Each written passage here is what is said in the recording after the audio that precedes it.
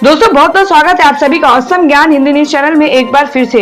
दोस्तों आज पूरे दिन की कई महत्वपूर्ण और बड़ी खबरें निकल कर आ रही हैं, तो बारी बारी से सब खबरों को हम इस वीडियो में आपको बताने वाले हैं। तो दोस्तों वीडियो को बिना आगे बढ़ाए लास्ट तक जरूर देखिएगा, क्योंकि सारी खबरें बहुत ही महत्वपूर्ण है। तो चलिए देख लेते हैं कि पहली बड़ी खबर क्या निकल कर आ रही है।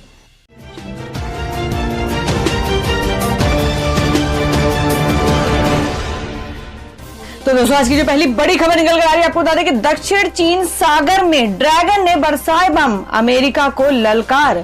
जी हां, आपको बता दें कि दक्षिण चीन सागर में चीन और अमेरिका के बीच जारी तनातनी के बीच युद्ध की आहट सुनाई पड़ रही है।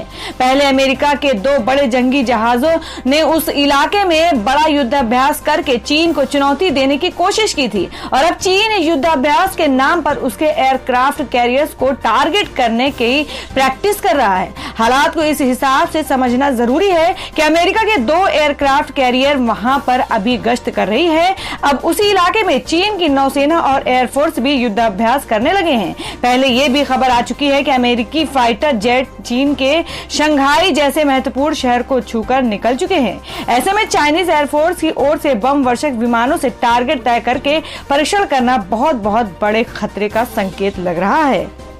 और वहीं अगली खबर बता दें कि अमेरिका में हर मिनट कोरोना से एक व्यक्ति की हो रही है मौत। प्लाज्मा डोनेशन को लेकर डोनाल्ड ट्रंप की मुहिम।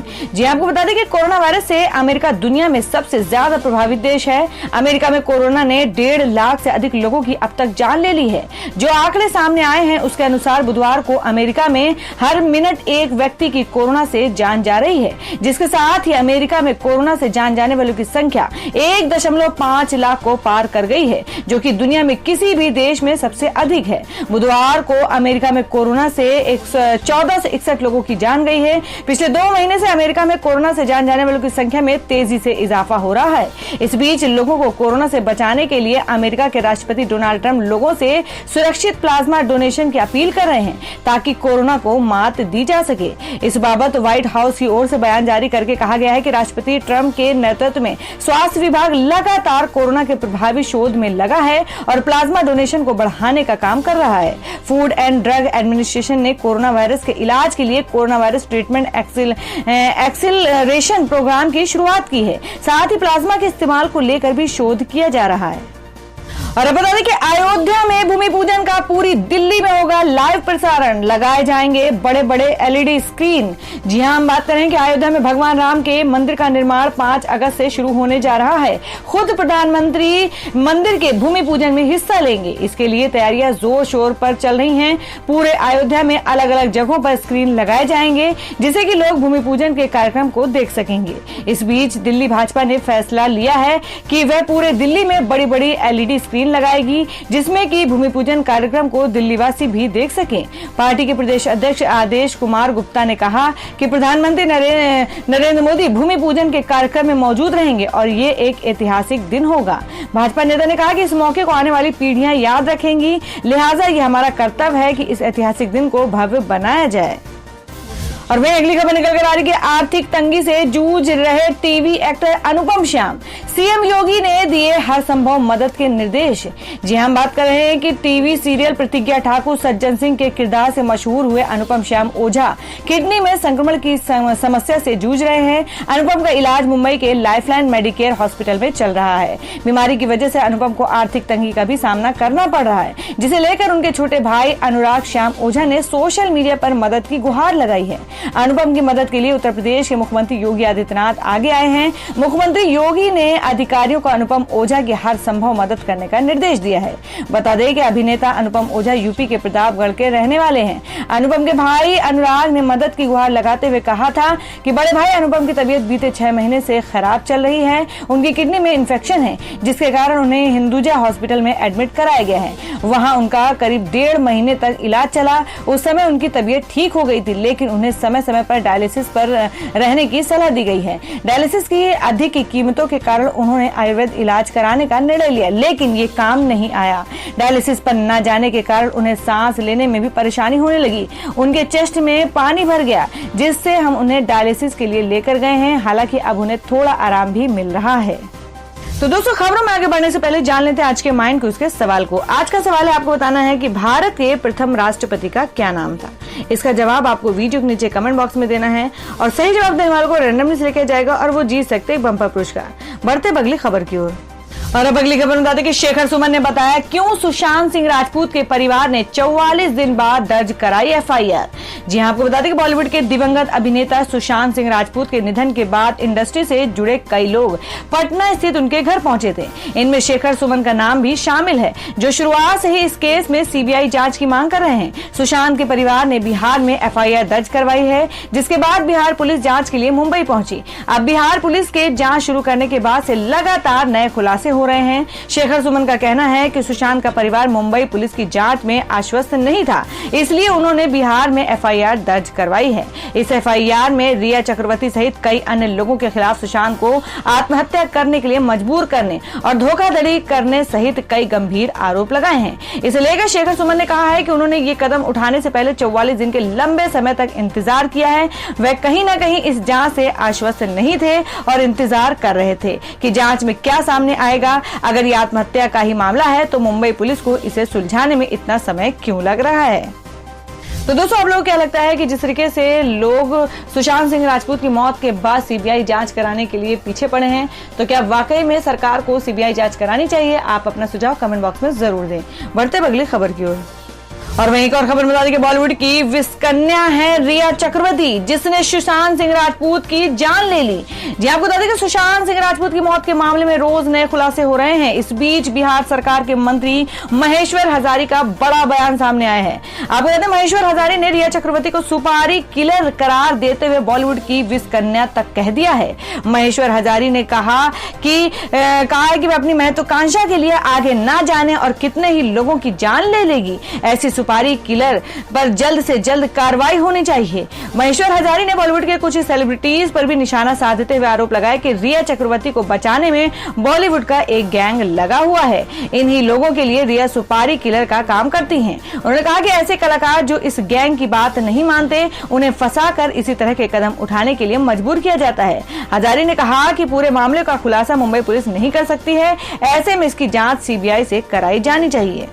और वहीं अगली खबर निकल कर आ रही है कि WHO का बड़ा बयान, कहा कोरोना के संग जीना सीखना होगा, युवाओं में भी मौत का खतरा।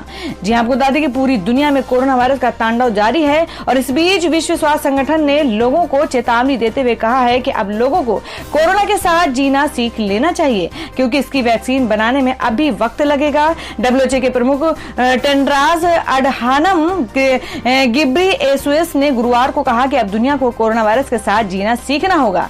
अगर युवागण से समझ रहे हैं कि उन्हें वायरस से खतरा नहीं है, तो ऐसा सोचना उनका सरासर गलत है, क्योंकि युवाओं की ना तो सिर्फ कोरोना संक्रमण से मौत हो सकती है, बल्कि वे कई कमजोर वर्गों तक इसे फैलाने का काम भी कर रहे हैं, जिससे संक्रमण फैल रहा है। इससे पहले विश्व स्वास्थ्य संगठन की प्रवक्ता डॉक्टर मार्गरेट हैरिस ने एक बयान में चेतावनी देते हुए कहा था कि दुनिया कोरोना संक्रमण की पहली बड़ी लहर के बीच से ही गुजर रही है। कोरोना वायरस इन्फ्लुएंजा की तरह नहीं है, जिनका प्रकोप मौसमी किस्म का होता है। तो दोस्तों, खबर में आगे बढ़ने से पहले एक बार फिर से आपको याद दिला दें कि अगर आपने अभी तक हमारी वीडियो को लाइक नहीं किया तो जल्दी से वीडियो को लाइक कर दें, क्योंकि आपका एक लाइक हमारे लिए बहुत ही महत्वपूर्ण होता है। और अगर आप हमारे चैनल पर नए हैं तो चैनल को जरूर सब्सक्राइब कर लें और बेल के बटन को भी जरूर हिट कर दें और हमारी पूरी न्यूज को जानने के लिए वीडियो को लास्ट तक जरूर देखें। बढ़ते अगली खबर की ओर। और अब अगली बड़ी खबर में जान लेते हैं क्या है देश भर में कोरोना संक्रमण के ताजा हालात। देश में 24 घंटे के भीतर कोरोना के रिकॉर्ड 55,079 नए केस, कुल मामले 16 लाख के पार। जी हां, आपको बता दें कि देश में कोरोना वायरस कोविड-19 के सर्वाधिक नए मामले आए दिन सामने आ रहे हैं। स्वास्थ्य मंत्रालय के ताजा आंकड़ों के अनुसार देश में कुल मामले अब तक के 16 लाख का आंकड़ा पार कर चुका है। बीते 24 घंटे में 55,089 नए मामले सामने आए हैं और 789 मरीजों की जान जा चुकी है, जिसके बाद अब कुल मामलों की संख्या 16,38,871 हो गई है। इसमें से 5,45,318 सक्रिय मामले हैं, 10,57,806 ठीक या डिस्चार्ज हो चुके हैं और 35,747 मरीजों की इसमें जान गई है, जो कि इसमें शामिल हैं।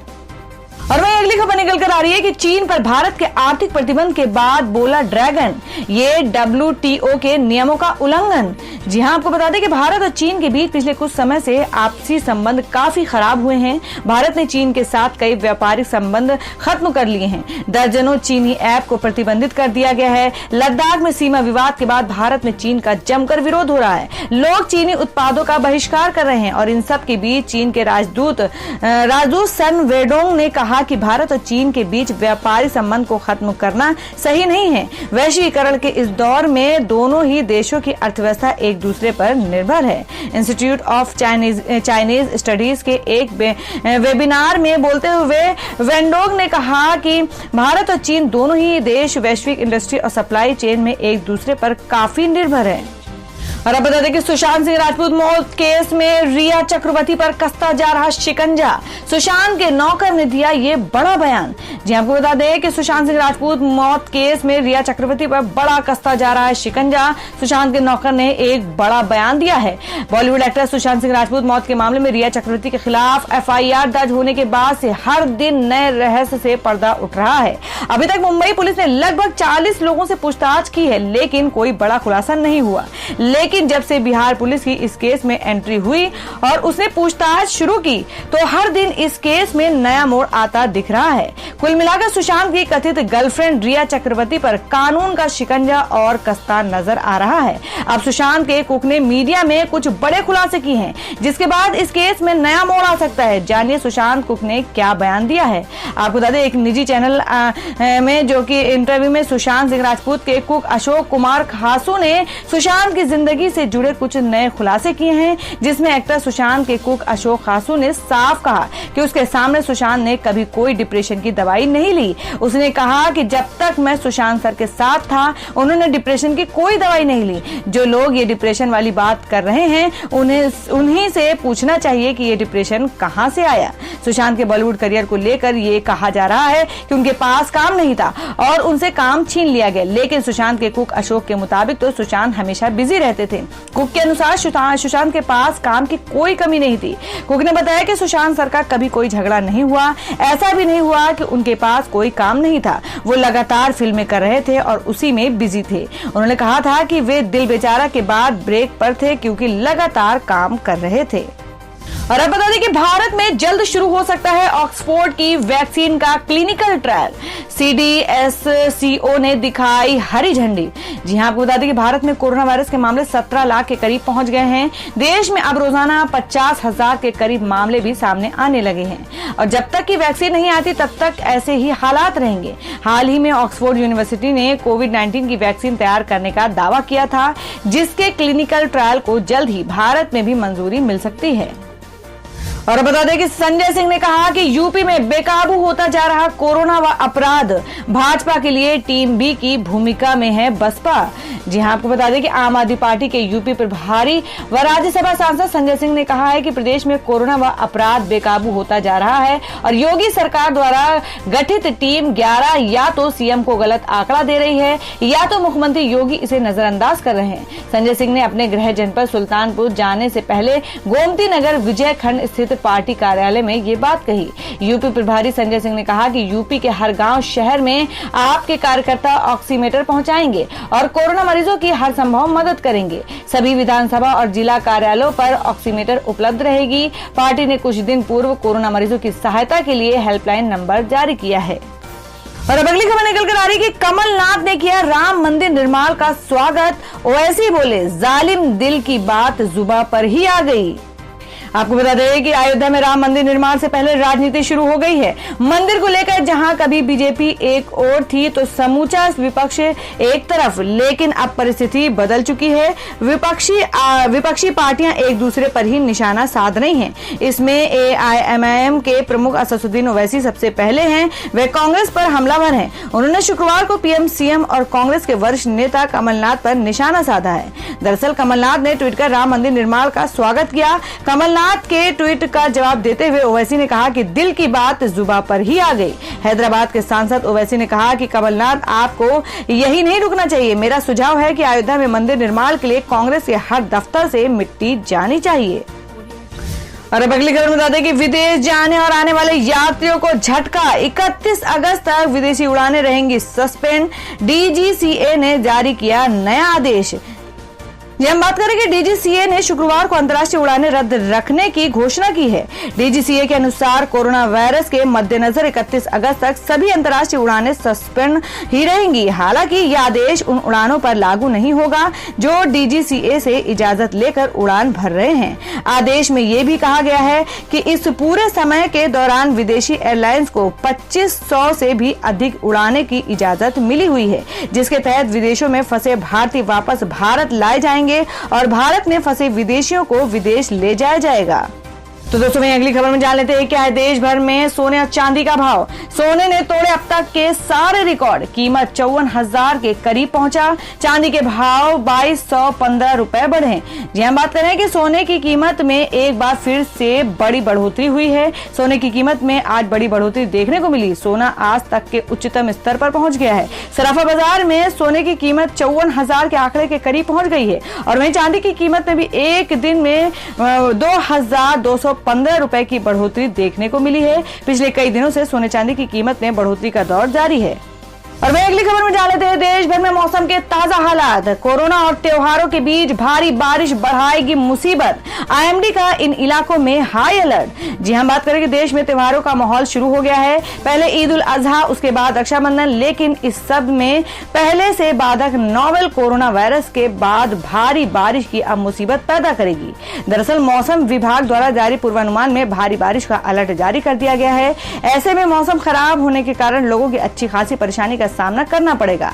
परेशानी इस बात से और बढ़ जाएगी कि कैसे बारिश और कोरोना से लड़ते हुए त्योहारों को रंगीन बनाया जाए। हालांकि इस बार खुले तौर पर कोई बड़ा आयोजन नहीं हो सकेगा, लेकिन जरूरी सामान के लिए बाजारों में जाना पड़ सकता है। उसमें बारिश सब काम पर पानी फेर सकती है। मौसम विभाग ने शुक्रवार सुबह ही कई जगहों पर भारी बारिश का अलर्ट जारी कर दिया है, जहां कुछ जगहों पर मौसम बिगड़ा भी है और कहीं जल्द बारिश हो सकती है। तो दोस्तों ये थी अब तक की सभी बड़ी खबरों की अपडेट्स। टुडे ब्रेकिंग न्यूज और लेटेस्ट खबरों को देखने के लिए हमारे चैनल ऑसम ज्ञान हिंदी न्यूज चैनल से जुड़े रहिए और हमारे वीडियो को लाइक शेयर जरूर कर दें अपने दोस्तों और रिलेटिव्स के साथ। तो दोस्तों फिर मिलेंगे काम की खबरों और सरकारी योजनाओं की एक और नई वीडियो के साथ। तब तक के लिए धन्यवाद दोस्तों।